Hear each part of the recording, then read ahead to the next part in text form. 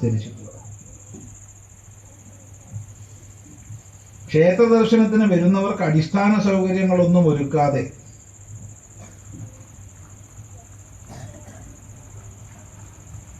പറ്റാവുന്ന രീതിയിലൊക്കെ ഉപദ്രവിക്കുകയും ക്ഷേത്ര സ്വത്തുക്കളും പണവും സ്വർണവുമെല്ലാം അപഹരിക്കുകയുമാണ് ദേവസ്വം ബോർഡുകൾ ചെയ്യുന്നത്.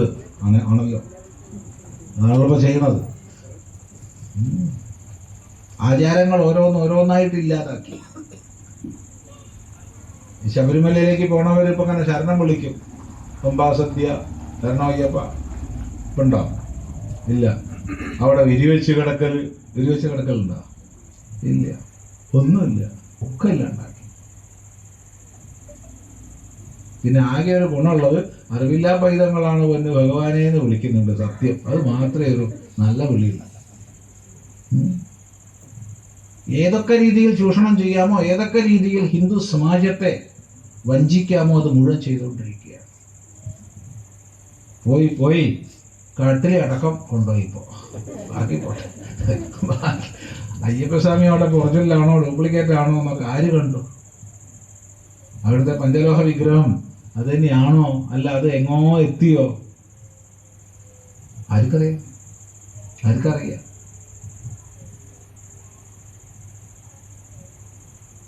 നമ്മുടെ നാട്ടിലൊരു പറച്ചിലുണ്ട്, കാട്ടുകള്ളന്മാരെന്ന്. കാട്ടിൽ കള്ളന്മാർ ഒത്തുകൂടുമ്പോൾ അത് കാട്ടുകള്ളന്മാരാണല്ലോ. ശബരിമല കാടാണല്ലോ. അതുകൊണ്ട് കാട്ടുകള്ളന്മാരുടെ ഒരു കൂട്ടായി ശബരിമല പോലുള്ള സങ്കേതങ്ങൾ മാറുകയാണ്. പക്ഷേ ഇപ്പോൾ നമ്മൾ അറിയുന്ന വാർത്തകളൊക്കെ ഒരു ഐസ്ബർഗിൻ്റെ അറ്റം പോലെ മാത്രമാണ്. ചെറിയൊരു ടിപ്പ് മാത്രം. ഓരോ ക്ഷേത്രത്തിൻ്റെയും കണക്കുകൾ വരുമ്പോഴാണ് മനസ്സിലാവുക എന്തെല്ലാം കൊള്ളകളാണ് വർഷങ്ങളായി നടന്നിട്ടുള്ളത്. അതിന് ഇന്നത്തെ ഒരു സംവിധാനത്തിൽ സമഗ്രമായ അന്വേഷണം വരുമെന്ന് ഞാൻ വിശ്വസിക്കുന്നില്ല. കാരണം ഇപ്പൊ അന്വേഷണം നടക്കുന്നത് തന്നെ ബഹുമാനപ്പെട്ട ഹൈക്കോടതിയുടെ ദേവസ്വം ബെഞ്ചിന്റെ ശക്തമായ ഇടപെടലും നിരന്തരമായ നിരീക്ഷണവും ഉള്ളത് കൊണ്ട് മാത്രമാണ്. അതുകൊണ്ടാണ് സ്പെഷ്യൽ ഇൻവെസ്റ്റിഗേഷൻ ടീം നിയോഗിക്കപ്പെട്ടതും മറ്റും.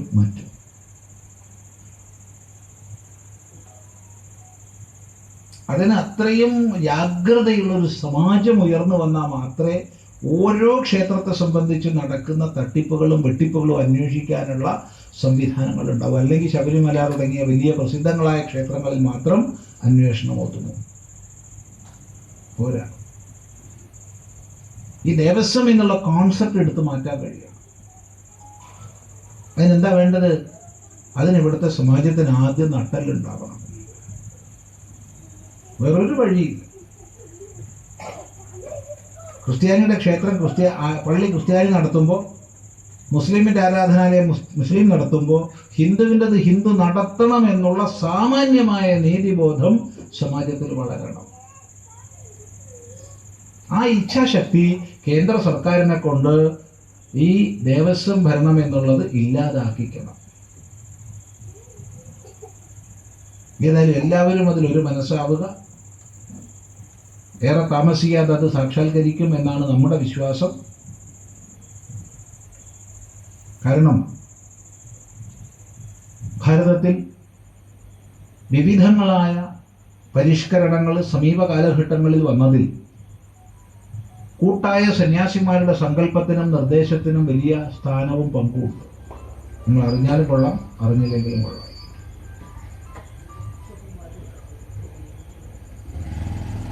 ഇപ്പം ഭാരതത്തിൻ്റെ ഇപ്പോഴുള്ള ലോകരാഷ്ട്രങ്ങളുടെ മുമ്പിലുള്ള കുതിച്ച് കയറ്റത്തിന് പിന്നിൽ തന്നെ സന്യാസിമാരുടെ സങ്കല്പങ്ങളുണ്ട്, പ്രവർത്തനങ്ങളുണ്ട്. 2013 പ്രയാഗ്രാജിൽ നടന്ന കുംഭമേളയിൽ 2013 അന്ന് ഒട്ടനവധി സാമ്പത്തിക തിരിമറികളുടെ കോടിക്കണക്കിന് 2G സ്പെക്ട്രം അടക്കമുള്ള അഴിമതി ആരോപണങ്ങളിൽ മുങ്ങി ക്ലേശിക്കുന്ന ഒരു രാഷ്ട്രീയ സ്ഥിതിയായിരുന്നു. അണ്ണാ ഹസാരെയുടെയും മറ്റു നേതൃത്വത്തിലുള്ള ഉപവാസവും മറ്റും ഓർമ്മിക്കുക. ആ സാഹചര്യത്തിൽ സന്യാസിമാര് ആ കുംഭമേളയിൽ വെച്ച് ഐകകണ്ഠ്യേന 10,000-കണക്കിന് സന്യാസിമാർ ഒത്തൊരുമിച്ച് പറഞ്ഞു, എല്ലാ മണ്ഡലേശ്വരന്മാരും ചേർന്നിട്ട് ഇതിൽ മാറ്റം വന്നേ മതിയാവും, ഞങ്ങൾ എല്ലാവരും ഒത്തൊരുമിച്ച് പരിശ്രമിക്കും, ഗുജറാത്ത് മുഖ്യമന്ത്രി ശ്രീ നരേന്ദ്രമോദി ഭാരതത്തിന്റെ പ്രധാനമന്ത്രിയാക്കണം എന്ന്. 2013 കുംഭമേളയിൽ 14-ലാണ് നരേന്ദ്രമോദി പ്രധാനമന്ത്രിയാവുന്നത്. എങ്കിൽ അതേ സന്യാസിമാരുടെ ദേശീയ യോഗം ഈ 9-10 തീയതികളിൽ ദില്ലിയിൽ പല അജണ്ടകളുണ്ട്. 9-10 തീയതികളിലാണ്. അതിലൊന്നാമത്തെ അജണ്ട ക്ഷേത്രങ്ങളെ സർക്കാർ ഭരണത്തിൽ നിന്ന് മോചിപ്പിക്കണം എന്നുള്ളതാണ്. അപ്പം അതിനനുസരിച്ച് സമാജത്തിൻ്റെ മൊത്തം ഇച്ഛാശക്തി വന്നാൽ തീർച്ചയായിട്ടും സാധിക്കും. കാരണം ഇത് സെൻട്രൽ ഗവൺമെൻറ് നിയമനിർമ്മാണം നടത്തേണ്ടതാണ്. ചില ദേവസ്വം രൂപീകരണങ്ങളിൽ രാജാക്കന്മാരും ഗവൺമെൻറ്റുമായിട്ടുള്ള കവനൻ്റ് ഉണ്ടായിരുന്നു എന്നുള്ളത് കൊണ്ട് സുപ്രീം കോടതിയുടെ ചില ഇൻ്റർവെൻഷനുകൾ ആവശ്യമായി വരും. അതൊട്ടും പ്രയാസം ഉണ്ടാവില്ല, അതും നടക്കും. ഏതായാലും നമ്മൾ ശുഭമായി സങ്കല്പിക്കുന്നു. എന്നിട്ടും ക്ഷേത്ര വരുമാനം ദിനംപ്രതി വർദ്ധിക്കുന്നത് നേരെയാക്കാൻ എന്താണൊരു വഴി? ഇത് എന്നോട് ചോദിച്ചിട്ട് കാര്യമില്ല. ഞാൻ ഒരു ക്ഷേത്രത്തിലും പോയി പൈസ ഇടുന്നില്ല. ക്ഷേത്രത്തിൽ പോയിട്ട് നിങ്ങൾ നാട്ടിൽ കമ്മിറ്റിക്കാർ നടത്തുന്ന ക്ഷേത്രങ്ങൾ, നാട്ടുകാർ നടത്തുന്ന ക്ഷേത്രങ്ങൾ, നാട്ടിൽ ട്രസ്റ്റുകൾ നടത്തുന്ന ക്ഷേത്രങ്ങൾ, ഭക്തജന കമ്മിറ്റി നടത്തുന്ന ക്ഷേത്രങ്ങൾ, അവിടെ പോയി പൈസ ഇടൂ. ദേവസ്വം ബോർഡിന്റെ ക്ഷേത്രങ്ങളിൽ പോയി പ്രാർത്ഥിക്കുക, ഭഗവാനെ നീ ദേവസ്വം ബോർഡിന്റെ പിടിയിൽ നിന്ന് രക്ഷപ്പെടുക. ഭണ്ഡാരത്തിൽ ശബരിമല പോകുന്നവർ എഴുതിയിടുക. അപ്പോൾ കുറേ പേര് ഇവിടെ ശബരിമല പോകുന്നവരുണ്ട്. ഒരു കഷ്ണം കടലാസിൽ സ്വാമിയെ ശരണയ്യപ്പ, അത് ഭണ്ഡാരത്തിൽ പൈസ ഇട്ടേക്കരുത്. ഗുരുവായൂർ പോയി കഴിഞ്ഞാൽ ഓം നമോ നാരായണായ ഒരു കടലാസിൽ എഴുതിയിട്ട് ഭണ്ഡാരത്തിലേക്ക്. അല്ലെങ്കിൽ ദേവസ്വം ബോർഡ് അക്കൗണ്ടുകൾ ഓഡിറ്റ് ചെയ്ത് രജിസ്റ്റേർഡ് ന്യൂസ് പേപ്പറിൽ പബ്ലിഷ് ചെയ്യണം. ദേവസ്വം അക്കൗണ്ടുകൾ ഓഡിറ്റ് ചെയ്തിട്ട് ഓഡിറ്റ് റിപ്പോർട്ട് പബ്ലിഷ് ചെയ്തിട്ട് കൊല്ലങ്ങളായി. എത്ര കൊല്ലമായി എന്ന് വിവരാവകാശം അനുസരിച്ച് ചോദിച്ചു നോക്കുക, അപ്പോൾ വിവരം അറിയും. അത്ര കൊല്ലങ്ങളായി ഓഡിറ്റിംഗ് നടന്നിട്ട് പിന്നെ വീണ്ടും കൊണ്ടുവിടണം. എന്തിനാ പണം? ഇത് ഭഗവാനാ എടുക്കണത്? ഈശ്വരനാ? അല്ല ദേവസ്വം ബോർഡോ? ഭഗവാൻ നിങ്ങളുടെ പണമൊന്നും ആവശ്യമില്ല. നടത്തിപ്പിനാണ് പണം. നടത്തിപ്പ് ശരിയായ ദിശയിലല്ലെങ്കിൽ പിന്നെ എന്തിനാണ് കൊടുക്കണത്? ചിന്തിക്കുക. ഇവിടുത്തെ സമാജം ഒരു തീരുമാനം എടുത്താൽ മതി. പക്ഷെ ഇവിടുത്തെ സമാജത്തിന്റെ ചിന്ത എന്താ? അയ്യോ, ഈ മഹാഭാവി ചിദാനന്ദപുരി സ്വാമിയുടെ പ്രഭാഷണം കേട്ടതിന് പരിഹാരമായിട്ട് ഭഗവാനെ ഒരു ഉറുപ്പ്യം കൂടി അധികം ഇടാം. അവിടെ എത്തിയിട്ടുള്ളൂ നമ്മൾ.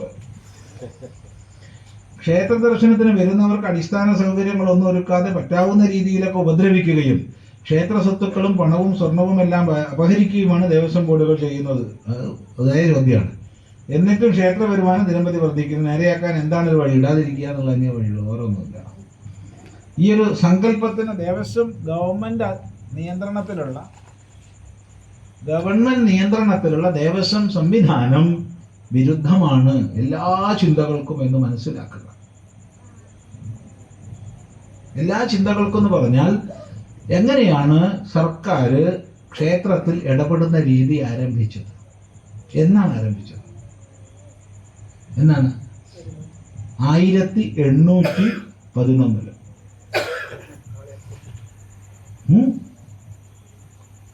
1810 തിരുവിതാംകൂറിനെ ഈസ്റ്റ് ഇന്ത്യ കമ്പനി സൈനികമായി സഹായിക്കാമെന്ന് വാഗ്ദാനം ചെയ്തു.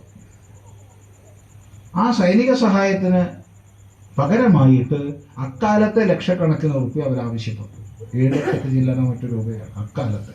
1910 7 ലക്ഷം എന്ന് പറഞ്ഞാൽ എത്ര കോടിയാണ്? പണമില്ല. അപ്പോഴാണ് കേണൽ മൺറോ ഉപദേശം കൊടുക്കുന്നത്, വരുമാനമുള്ള ക്ഷേത്രങ്ങളെ പിടിച്ചടക്കിയാൽ മതി. 1911 കേണൽ മൺറോ തിരുവിതാംകൂറിന്റെ റീജന്റ് ദിവാനായി.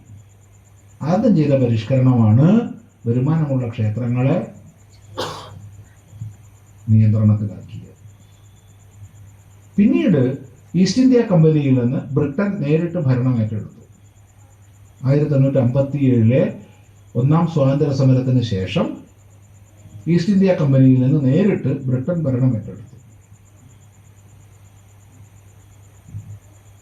ഇത് ലാഭകരമായൊരു പദ്ധതിയാണെന്ന് അറിഞ്ഞ ബ്രിട്ടൻ ആദ്യമായിട്ട് മദ്രാസ് പ്രോവിൻസിന്റെ ഭാഗമാണല്ലോ മലബാർ സ്റ്റേറ്റ് ഒക്കെ, ഓർമ്മിക്കുക. മലബാർ സ്റ്റേറ്റ് അല്ല, മലബാർ ഡിസ്ട്രിക്റ്റ്.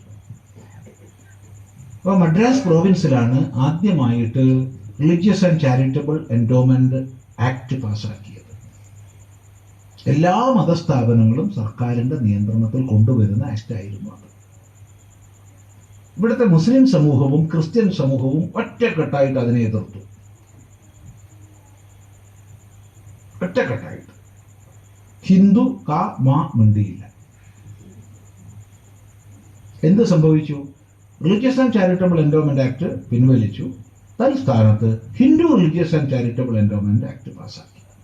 അങ്ങനെയാണ് ആദ്യമായിട്ട് ഡിപ്പാർട്ട്മെന്റ് ഭരണത്തിൽ ക്ഷേത്രമാവുന്നത്. വലിയ വരുമാനമുള്ള പദ്ധതിയായി കണ്ടപ്പോൾ കൽക്കട്ടയിൽ രണ്ടാമത്തേത് തുടങ്ങി, മൂന്നാമത്തേത് മുംബൈ പ്രോവിൻസ് തുടങ്ങി, നാലാമത് സെൻട്രൽ പ്രോവിൻസ് തുടങ്ങി. അങ്ങനെ ബ്രിട്ടീഷ് ഇന്ത്യയുടെ പ്രധാനപ്പെട്ട ഭാഗങ്ങളൊക്കെയും ക്ഷേത്രഭരണം സർക്കാരിന്റെ അധീനത്തിലായി. പിന്നീട് ഭരണ നിർവഹണത്തിന് വേണ്ടി നേരിട്ട് ഗവൺമെന്റ് ഭരിക്കുന്നതിനുള്ള വിഷമങ്ങൾ ഒഴിവാക്കാൻ വേണ്ടി നിയമത്തിൽ ഭേദഗതി വരുത്തി ബോർഡുകൾ രൂപപ്പെടുത്തി. ആ ബോർഡുകളൊക്കെ HRNC ബോർഡുകളായിരുന്നു. HRNC ബോർഡുകൾ ആരംഭിച്ചു. പിന്നീട് HRNC ബോർഡിൽ 1920കളിൽ സമഗ്രമായ മാറ്റം വരുത്തി. പുതുതായി ക്ഷേത്രങ്ങളെ പിടിച്ചടക്കാനുള്ള എല്ലാ വകുപ്പുകളും ചേർത്തുകൊണ്ട് ഉണ്ടാക്കി. 1947 ഭാരതം വിഭജിക്കപ്പെട്ടു. ഓഗസ്റ്റ് 14 മതത്തിന്റെ അടിസ്ഥാനത്തിൽ പാകിസ്ഥാനും ഈസ്റ്റ് പാകിസ്ഥാനും രൂപപ്പെട്ടു. ബാക്കി സ്ഥാനങ്ങളെല്ലാം ചേർന്ന് ബ്രിട്ടീഷ് ഇന്ത്യ പ്ലസ് 600 ജില്ലാ നാട്ടുരാജ്യങ്ങൾ. ഈ നാട്ടുരാജ്യങ്ങളിൽ ഭൂരിഭാഗവും ബ്രിട്ടന്റെ അധീശത്വത്തെ കപ്പം കൊടുത്ത് അംഗീകരിച്ചവരായിരുന്നു. റീജൻസി ആയിരുന്നു അധികവും.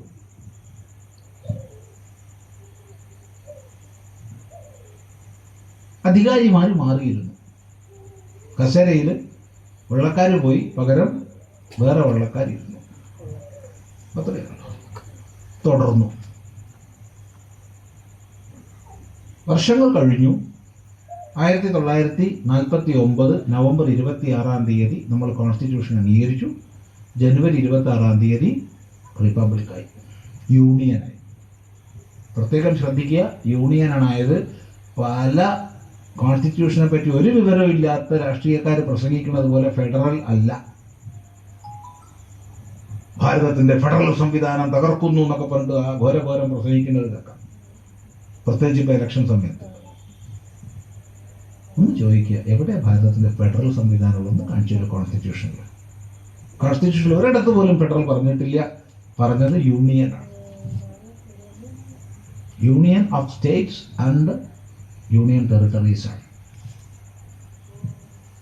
ഫെഡറൽ സംവിധാനമുള്ളത്. ഫെഡറൽ സംവിധാനമുള്ളത് അമേരിക്കയിലാണ്, USA, United States of America, United Arab Emirates. അവിടെയൊക്കെ ഫെഡറലാണ്. അവിടെ ഓരോ രാജ്യത്തും രാജാവുണ്ട്. എവിടെ? UAE. അതിന് മൊത്തം പട്ടാളം, ഒരു പ്രസിഡന്റ്, അത്രയേ ഉള്ളൂ. പക്ഷെ രാജാവ് പ്രത്യേകമാണ്. നമുക്കിവിടെ രാജാവില്ല. ചിന്തിക്കുക, ഫെഡറൽ അല്ല, ഇത് യൂണിയനാണ്.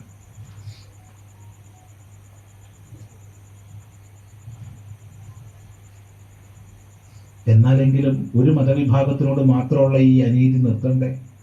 പോട്ടെ, സാരമില്ല. കാലം വീണ്ടും മുന്നോട്ട് പോയി. ഇവിടെ ഒരു പ്രതിപക്ഷമില്ലാത്ത സമയത്ത് പ്രതിപക്ഷ നേതാക്കന്മാരൊക്കെയും ഹൗസ് അറസ്റ്റിലായിരുന്ന സമയത്ത്, പ്രതിപക്ഷ നേതാക്കന്മാരൊക്കെ ഹൗസ് അറസ്റ്റിലാണ്. ആ സമയത്ത് 1976 42ാം ഭരണഘടനാ ഭേദഗതിയിലൂടെ ഇന്ത്യ അഥവാ ഭാരതം സെക്കുലറായി. ശ്രദ്ധിക്കണം, അംബേദ്കറെ പോലെ ഇത്ര വലിയ നിയമവിദഗ്ധർ, അംബേദ്കറെ പോലെ എന്ന് പറഞ്ഞാൽ ഡോക്ടർ രാജേന്ദ്ര പ്രസാദ്,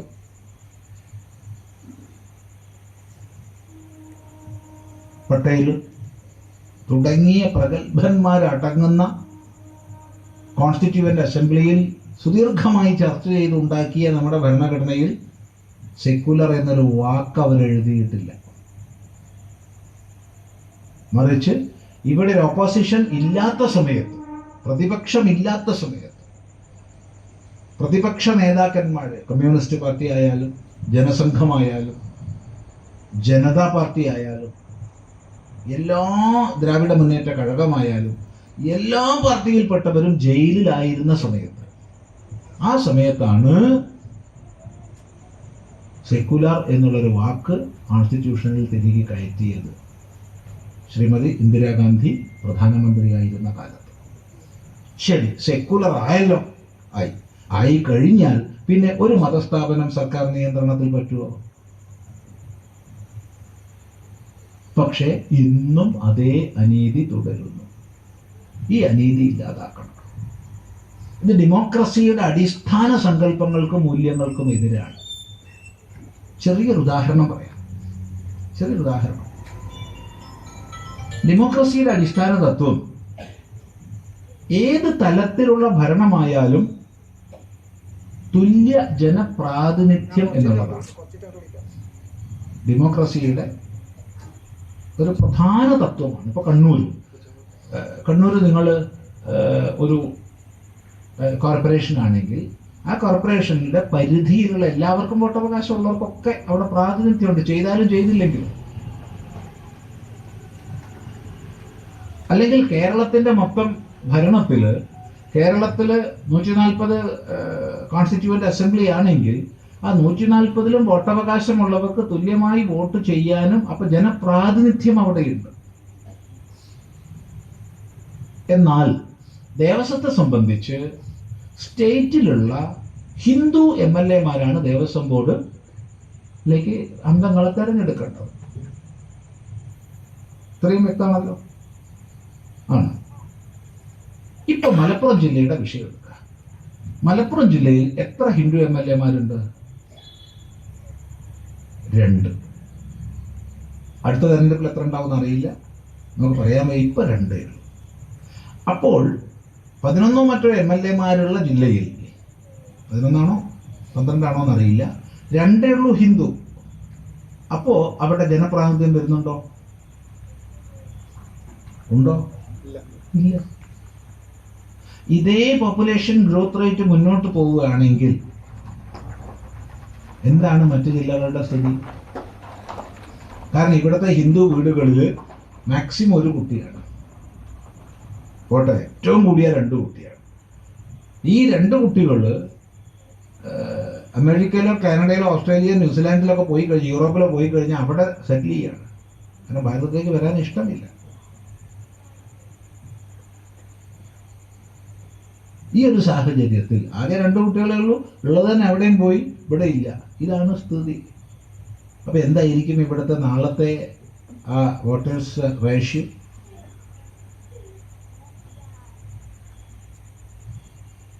അത്യപകടകരമായ ഭാവിയാണ് മുന്നിൽ നിൽക്കുന്നത്. ജാഗ്രതയോടുകൂടി പ്രവർത്തിച്ചിട്ടില്ലെങ്കിൽ,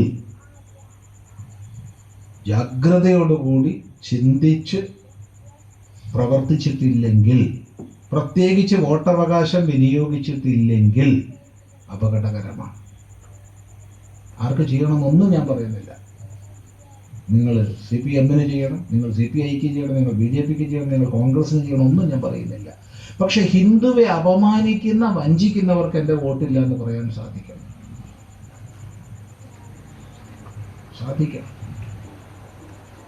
സാധിച്ചേ മതിയാവും. ഇല്ലെങ്കിൽ നാളെ നമുക്ക് അസ്തിത്വം ഇല്ല.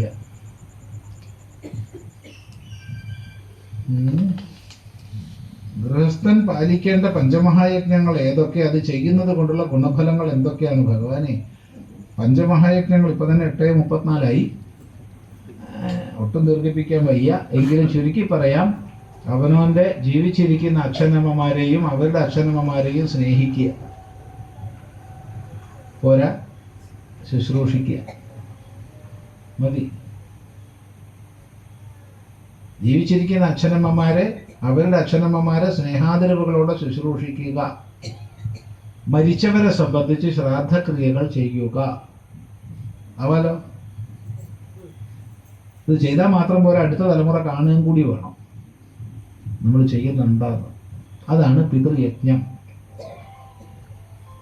ദിവസവും അല്പമെങ്കിലും നമ്മുടെ ധർമ്മശാസ്ത്രങ്ങളെ പഠിക്കുക, അതിലടങ്ങിയ ആശയങ്ങളെ അടുത്ത തലമുറയ്ക്ക് പറഞ്ഞു കൊടുക്കുക.